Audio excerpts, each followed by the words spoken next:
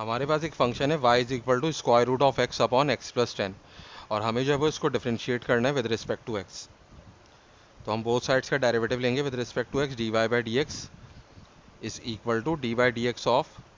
Square root of x upon x plus 10।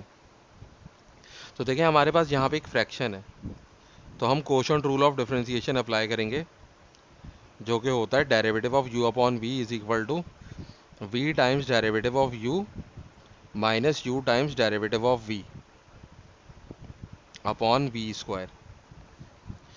तो देखिए हमारे पास यहाँ पे ऊपर u है और यहाँ पे स्क्वायर रूट ऑफ x है, यानी कि u की जगह पे स्क्वायर रूट ऑफ x है और v की जगह पे हमारे पास है x प्लस 10। अब जब हम ये फार्मूला अप्लाई करेंगे, देखिए सबसे पहले हम v लिखेंगे, तो v की जगह हम लिख देंगे x प्लस 10। उसके बाद है डेरिवेटिव ऑफ u, तो हम लिखेंगे d by d x of square root of x, क्योंकि u की वैल्यू क्या है हमारे पास, u की वैल्यू जो है वो स्क्वायर रूट ऑफ एक्स है। फिर माइनस u आएगा, यानी कि minus square root of x, और फिर d by d x of v का डेरिवेटिव आएगा, तो हम v लिख लेंगे, v की जगह पे लिखेंगे x प्लस 10 और फिर अपॉन v स्क्वायर। तो अब ये क्या हो जाएगा, ये x प्लस 10 तो वैसे ही रहेगा और स्क्वायर रूट ऑफ x का डेरिवेटिव होता है 1/2 स्क्वायर रूट ऑफ x, फिर minus square root of x और x का डेरिवेटिव 1 होता है और कांस्टेंट 10 का डेरिवेटिव 0 होता है, तो 1 प्लस 0 क्या हो जाएगा, 1 हो जाएगा, तो हम यहाँ पे 1 लिख लेंगे और फिर अपॉन x प्लस 10 का होल स्क्वायर। तो अब इसको हम ऐसे लिख सकते हैं, x प्लस 10 1 से मल्टीप्लाई होगा, तो x प्लस 10 और अपॉन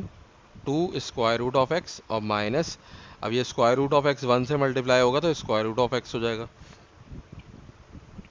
और डिनोमिनेटर में x प्लस 10 का होल स्क्वायर। अब फिर क्या होगा, अब ये ऊपर हमें फ्रैक्शन है एक हमारे पास और ये minus square root of x है, तो जो डिनोमिनेटर है 2 स्क्वायर रूट ऑफ x, ये स्क्वायर रूट ऑफ x से मल्टीप्लाई हो जाएगा, तो हो जाएगा x प्लस 10 और माइनस 2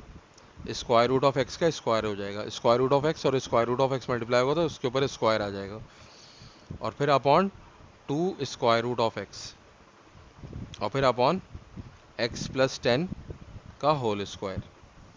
अब हम चाहें तो ये जो ऊपर एक फ्रैक्शन है हमारे पास, नीचे जो है हमारे पास फ्रैक्शन नहीं, तो हम इसको फ्रैक्शन बना सकते हैं और इसको अपॉन 1 करके लिख सकते हैं। तो इसके बाद हम क्या करेंगे, जैसे अगर हमारे पास a अपॉन बी है और नीचे जो है हमारे पास c अपॉन डी है, यानी कि न्यूमरेटर में भी फ्रैक्शन है और डिनोमिनेटर में फ्रैक्शन है, तो ये हो जाता है a upon B multiply by D upon C, यानी कि जो नीचे वाला फ्रैक्शन है वो क्या हो जाता है, रेसिप्रोकल हो जाता है अगर हम ये जो मेन फ्रैक्शन है इसको मल्टीप्लिकेशन के अंदर चेंज कर दें। तो यहाँ पे जो ये फ्रैक्शन है हमारे पास मेन फ्रैक्शन, इसको हम मल्टीप्लिकेशन में चेंज कर देंगे। तो देखिए सबसे पहले तो इसको सिंप्लीफाई करके लिखेंगे हम x plus 10 minus 2 square root और स्क्वायर रूट कैंसिल हो जाएगा और यहाँ पे x बच जाएगा और upon 2 square root of x। अब ये तो हमारे पास न्यूमरेटर था फ्रैक्शन, अब मेन फ्रैक्शन जो है हमारे पास उसको हम मल्टीप्लाई में चेंज कर रहे हैं, तो ये जो डिनोमिनेटर है इसका हम रेसिप्रोकल ले लेंगे, यानी कि ये हो जाएगा 1 अपॉन x प्लस 10 का होल स्क्वायर। तो अब ये क्या हो जाएगा हमारे पास, x माइनस 2x हो जाएगा माइनस x और ये प्लस 10 बच जाएगा और ये 2 square root of x multiply हो जाएगा इसके साथ, तो हम इसको साथ लिख देंगे 2 स्क्वायर रूट ऑफ x और ब्रैकेट में x प्लस 10 का होल स्क्वायर। तो ये हमारा रिक्वायर्ड आंसर है।